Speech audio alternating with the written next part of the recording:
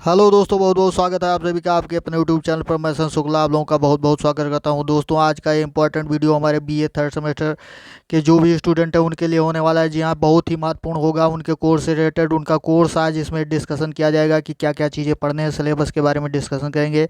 अर्थात बीए द्वितीय वर्ष के प्रथम सेमेस्टर में आप कह सकते हैं, या बीए थर्ड सेमेस्टर डायरेक्ट आप कह सकते हैं। आप जानते हैं कि आपका जो टोटल कोर्स है बीए का वो 6 सेमेस्टर में डिवाइड हो गया है। तो फर्स्ट और सेकंड सेमेस्टर का एग्ज़ाम आप दे चुके हैं। अब थर्ड सेमेस्टर में आपको इसमें पढ़ना है। तो समाज शास्त्र के बारे में यहाँ पर डिस्कशन होगा दोस्तों। सोशियोलॉजी अर्थात समाज शास्त्र के कोर्स के बारे में, सिलेबस के बारे में डिस्कशन किया जाएगा कि क्या क्या चीज़ पढ़ना है। तो फटाफट देख लीजिए दोस्तों वीडियो को अंत तक जरूर देखिएगा, क्योंकि बहुत सारी बातें जो चीज़ें आपको पढ़नी है इस कोर्स के अंतर्गत, वो सारी चीज़ आपका सिलेबस इसमें समाहित है। तो आइए वीडियो को शुरू करते हैं। और उससे पहले जो भी हमारे स्टूडेंट अभी तक चैनल को सब्सक्राइब नहीं किए हैं, जो भी मित्र हमारे चैनल को अभी सब्सक्राइब नहीं किए हैं, पहली बार विजिट कर रहे हैं, वो सबसे पहले चैनल को सब्सक्राइब करके बेल आइकन प्रेस करके ऑल पर क्लिक कर दीजिए, ताकि वीडियो की नोटिफिकेशन जो है आपको मिलती रहे। जैसे आपसे रिलेटेड सब्जेक्ट की वीडियो अपलोड हो, फटाफट उसको देख सकें, उससे जानकारी प्राप्त कर सकें और अपने कोर्स की अच्छी तरीके से तैयारी कर सकें। तो आइए शुरू करते हैं वीडियो को और देखते हैं कि क्या चीज़ें हैं जो आपको यहाँ पर पढ़नी है समाज शास्त्र के अंतर्गत। सबसे पहले यहाँ पर देख लीजिए दोस्तों, ऊपर बीए द्वितीय वर्ष लिखा गया है और सेमेस्टर आपका थर्ड रहेगा, अर्थात थर्ड सेमेस्टर के बारे में चर्चा होगी।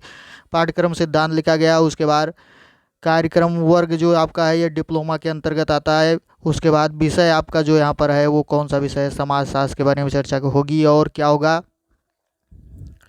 पाठ्यक्रम कोड भी दिया गया है, यानी A070101T ये आपका पाठ्यक्रम कोड है। और साल आपका बीए द्वितीय वर्ष, इसको आप कह सकते हैं छमाही यानी सेमेस्टर वाइज परीक्षाएं होती है। सेमेस्टर आपका कौन सा रहेगा, तृतीय सेमेस्टर रहेगा। उसके बाद पाठ्यक्रम शीर्षक, जो मेन चीज़ है पाठ्यक्रम शीर्षक आपका वो क्या है दोस्तों, भारत में सामाजिक परिवर्तन और सामाजिक आंदोलन। जी हाँ, पाठ्यक्रम के शीर्षक का नाम आपका यही है, भारत में सामाजिक परिवर्तन और सामाजिक आंदोलन, यानी social changes and social movement in India, ये आपका पाठ्यक्रम रहेगा। उसके बाद पाठ्यक्रम के परिणाम दिए गए हैं, जिसको आप कोर्स आउटकम्स कहते हैं, अर्थात पाठ्यक्रम के पढ़ने के बाद क्या क्या चीज़ें आप इस कोर्स से समझ पाएंगे, ये बताया गया है। तो इस पेपर की देख लीजिए, इसमें इस पेपर की इस तरह से डिजाइन किया गया है कि ताकि छात्रों को सामाजिक संबंधित अवधारणाओं से परिचित किया जा सके। परिवर्तन और सामाजिक आंदोलन के बारे में यह पाठ्यक्रम छात्रों को समाज के गतिशील पहलू और मतभेद की प्रवृत्ति से परिचित कराएगा। आलोचनात्मक मूल्यांकन छात्रों को बेहतर सुझावों के साथ सामने और आने में सक्षम बनाएगा, जो कि सामंजस्य में योगदान देगा। तो ये सारी चीज़ें आप कोर्स पढ़ने के बाद जान पाएंगे। अब आइए देखते हैं मेन चीज़, पढ़ना क्या चीज़ है, ये देख लीजिए फटाफट। कितने यूनिट में आपका कोर्स डिवाइड है, आप जानते हैं कि आपका सारा कोर्स जो है दोस्तों 8 इकाई अर्थात 8 यूनिट में डिवाइड किया गया है। प्रत्येक सब्जेक्ट आपका इसी तरह सेकंड सेमेस्टर और फर्स्ट सेमेस्टर में भी आपका सारा कोर्स जो था वो 8 यूनिट में ही डिवाइड था। तो इसमें भी आपका 8 यूनिट में ही डिवाइड है। अधिकतम अंक आपको 100 अंक मिलने हैं इस पेपर पर, और न्यूनतम अंक 33 अर्थात 33 नंबर आपको लाना है पास होने के लिए। व्याख्यान, ट्यूटोरियल और प्रैक्टिकल की कुल संख्या दी गई है कि प्रस्तुता घंटों में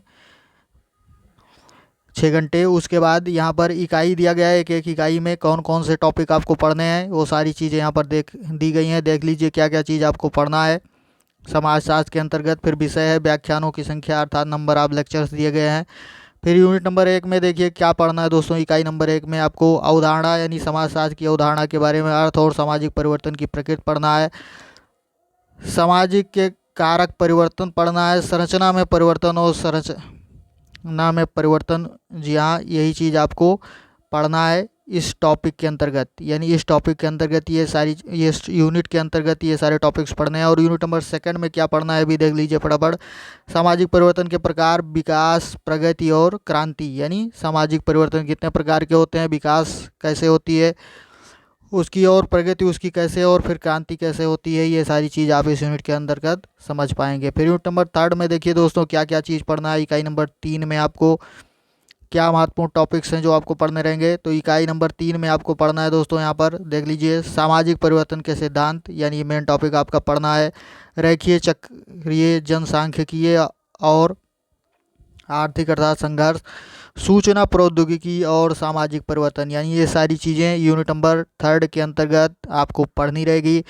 उसके बाद इकाई नंबर 4 अर्थात चतुर्थ यूनिट में क्या पढ़ना रहेगा दोस्तों, आपको भारत में सामाजिक परिवर्तन की प्रक्रियाएं पढ़नी है, आपको संस्कृतिकरण पढ़ना है, पश्चिमीकरण पढ़ना है, आधुनिकीकरण पढ़ना है, धर्मनिरपेक्षता की अवधारणा और प्रभाव, वैश्वीकरण, सामाजिक आंदोलन की अवधारणा, यानी ये सारी चीज़ दोस्तों आपको यूनिट नंबर 4 के अंतर्गत पढ़नी है।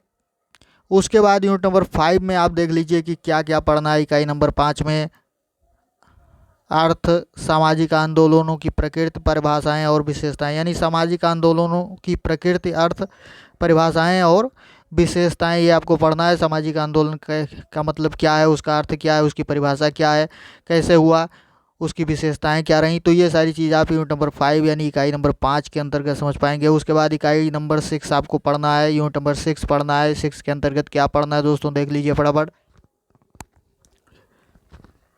सामाजिक आंदोलन और सामाजिक परिवर्तन, यानी मेन टॉपिक ये आपका रहेगा सामाजिक आंदोलन और सामाजिक परिवर्तन। फिर सामाजिक आंदोलन के सिद्धांत आपको पढ़ने हैं, यानी सोशल मूवमेंट के जो सिद्धांत हैं वो पढ़ना है। उसके बाद क्या पढ़ना है, देख लीजिए, संरचनात्मक, कार्यात्मक, मार्क्सवादी संसाधन जुटाना सिद्धांत, यानी ये सारी चीज़ें आपको, मार्क्सवादी सिद्धांत क्या है, संरचनात्मक सिद्धांत क्या है, कार्यात्मक सिद्धांत क्या है, तो ये सारी चीज़ आप यूनिट नंबर 6 के अंतर्गत पढ़ पाएंगे। उसके बाद यूनिट नंबर 7 में आपको क्या क्या चीज़ें पढ़नी रहेगी, सामाजिक आंदोलन के नए सामाजिक आंदोलन के प्रकार, सुधार, विद्रोह, पुनरुद्धार, क्रांति, विद्रोह और प्रति आंदोलन, यानी ये सारे टॉपिक्स आपको पढ़ने हैं यूनिट नंबर 7 के अंतर्गत, यानी इकाई नंबर 7 के अंतर्गत पढ़ना रहेगा। उसके बाद लास्ट यूनिट आपका इकाई नंबर 8 रहेगा, यूनिट नंबर 8 रहेगा।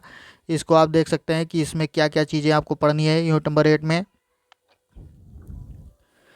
सामाजिक आंदोलनों के माध्यम से भारत में सामाजिक परिवर्तन, जी हाँ, भारत में सामाजिक आंदोलनों के आधार पर कैसे परिवर्तन हुआ यहाँ की सोसाइटी में, समाज में, ये सारी चीज़ आप पढ़ेंगे। और कौन कौन से आंदोलन, इसमें कुछ टॉपिक दिए गए हैं। किसान आंदोलन आपको पढ़ना है, मजदूर आंदोलन पढ़ना है, दलित आंदोलन पढ़ना है, महिला आंदोलन पढ़ना है और पर्यावरण आंदोलन पढ़ना है, यानी ये 3-4 आंदोलन जो दिए गए हैं इनको आपको पढ़ना है। इन मूवमेंट्स के बारे में समझना है कि कैसे हुआ, क्या हुआ और इसकी विशेषताएं क्या रही, इसका प्रभाव क्या रहा समाज पर, सोसाइटी पर, ये सारी चीज़ आप समझ पाएंगे। यानी कौन कौन से आंदोलन दोस्तों, किसान आंदोलन, मजदूर आंदोलन, दलित आंदोलन, महिला आंदोलन और पर्यावरण आंदोलन, यानी इन सब चीज़ों के बारे में आपको पढ़ना रहेगा। तो ये दोस्तों आपका पूरा कोर्स हो गया, यानी 8 यूनिट में जो डिवाइड है कोर्स पूरा 8 इकाई में, ये सब आप समझ चुके हैं कि क्या क्या चीज़ें आपको पढ़नी है, आपका सिलेबस हो गया। इसके बाद आपका चैप्टर वाइज आपको पढ़ना रहेगा, उसके बारे में समझना रहेगा। तो दोस्तों अगर जानकारी अच्छी लगी हो तो वीडियो को लाइक शेयर कमेंट जरूर करें। और आज के वीडियो में इतना ही, मिलते हैं अगले वीडियो में। धन्यवाद, जय हिंद।